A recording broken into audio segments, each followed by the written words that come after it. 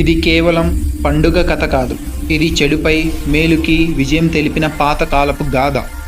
ఒకప్పుడు భూమి మీద భయంకరమైన నరకాసురుడు అనే రాక్షసుడు రాజ్యాన్ని పరిపాలిస్తుండేవాడు.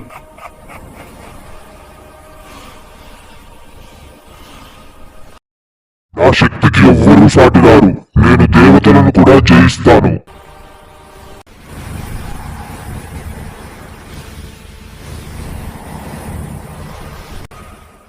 ఆ రాక్షసుడు దేవతల ఆభరణాలను దోచుకొని దేవకన్యలను బంధించాడు.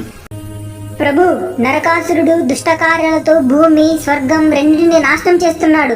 దయచేసి రక్షించండి. కాలం వచ్చేసింది. నరకాసురుని అంతం చెయ్యగలది కృష్ణుడు, అతని సహధర్మచారిణి సత్యభామ ద్వారానే. సత్యభామ, నరకాసురుని అహంకారాన్ని నువ్వే సమూలం చెయ్యాలి. ప్రభు, నేను ధర్మం కోసం యుద్ధం చేస్తాను. యుద్ధం ప్రళయంలా సాగింది. భూమి కంపించింది. ఆకాశం ఎర్రగా మెరిసింది. ప్రభు, నా పాపాలకు క్షమించండి. నా మరణదినం ప్రజలందరికీ సంతోష దినంగా ఉండాలని కోరుకుంటున్నాను. ఆ రోజు నుండి ప్రజలు ఇళ్లను శుభ్రం చేసుకొని దీపాలతో వెలిగించారు. అది దీపావళి పండుగగా ప్రసిద్ధి చెందింది. వెలుగుల పండగ.